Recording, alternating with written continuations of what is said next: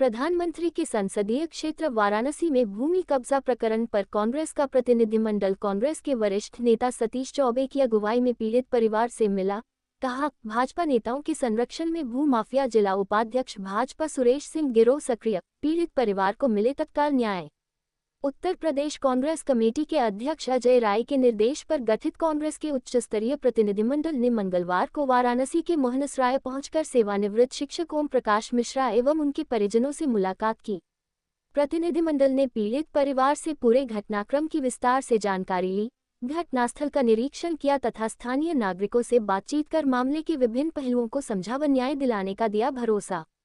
प्रतिनिधिमंडल ने कहा कि पीड़ित परिवार ने उन्हें बताया कि लगभग 70 बिस्वा पैतृक भूमि को लेकर लंबे समय से विवाद उत्पन्न किया गया और भाजपा जिला उपाध्यक्ष सुरेश सिंह और उसके गिरोह द्वारा अधिकारियों साथ ही प्रभावशाली लोगों द्वारा दबाव, धमकी तथा धोखाधड़ी के माध्यम से भूमि पर कब्जा किया गया। प्रतिनिधिमंडल ने कहा कि यह कानून व्यवस्था पर प्रश्न चिन्ह है, बल्कि आम नागरिक के संवैधानिक अधिकारों पर भी गंभीर हमला है।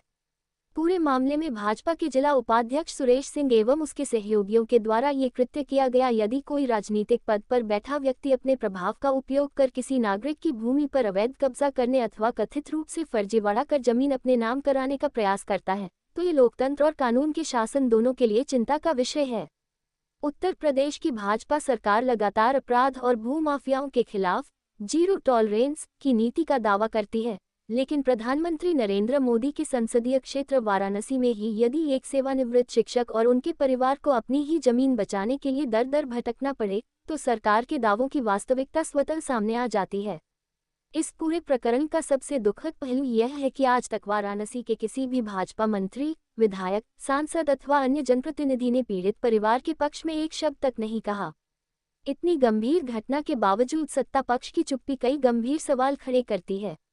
यदि आरोप विपक्ष के किसी कार्यकर्ता पर होते तो सरकार तत्काल कार्रवाई का दावा करती, लेकिन जब आरोप भाजपा के पदाधिकारी पर हैं, तब प्रशासन और सरकार की निष्क्रियता संदेह पैदा करती है। भाजपा स्वयं को कानून का सबसे बड़ा रक्षक बताती है, लेकिन यदि उसके अपने पदाधिकारियों पर ही भूमि कब्जाने, दबंगई और धोखाधड़ी जैसे आरोप लग रहे हैं और उन पर कोई ठोस कार्रवाई नहीं हो रही है, तो इससे आम जनता के बीच ये संदेश जाता है कि सत्ता का संरक्षण कुछ लोगों को कानून से ऊपर मानने का अवसर दे रहा है। यह मामला केवल एक परिवार की जमीन का नहीं, बल्कि प्रदेश में कानून के राज, आम नागरिक की सुरक्षा और न्याय व्यवस्था में जनता के विश्वास का प्रश्न है। यदि आज एक सेवानिवृत्त शिक्षक के साथ ऐसा हो सकता है, तो आम नागरिक स्वयं को कैसे सुरक्षित महसूस करेगा। हम लोग प्रधानमंत्री नरेंद्र मोदी और मुख्यमंत्री योगी आदित्यनाथ से मांग करते हैं कि चूंकि यह प्रधानमंत्री का संसदीय क्षेत्र है, इसलिए वे व्यक्तिगत रूप से इस पूरे प्रकरण का संज्ञान लें। भाजपा जिला उपाध्यक्ष सुरेश सिंह एवं अन्य लोगों पर तत्काल कठोर कानूनी कार्रवाई कराई जाए तथा संगठनात्मक स्तर पर भी उचित कार्रवाई सुनिश्चित की जाए। साथ ही पीड़ित ब्राह्मण परिवार को सुरक्षा, न्याय और उनकी भूमि पर वैधानिक अधिकार दिलाया जाए। प्रतिनिधिमंडल ने जिलाधिकारी एवं पुलिस प्रशासन से भी मांग की कि पूरे मामले की निष्पक्ष, समयबद्ध और पारदर्शी जांच कराई जाए, किसी भी राजनीतिक दबाव में आए बिना दोषियों के विरुद्ध कठोर कार्रवाई की जाए तथा पीड़ित परिवार को न्याय दिलाने के लिए प्रभावी कदम उठाए जाएं। कांग्रेस पार्टी अन्याय और उत्पीड़न के खिलाफ सदैव संघर्ष करती रही है और आगे भी पीड़ित परिवार के साथ मजबूती से खड़ी रहेगी।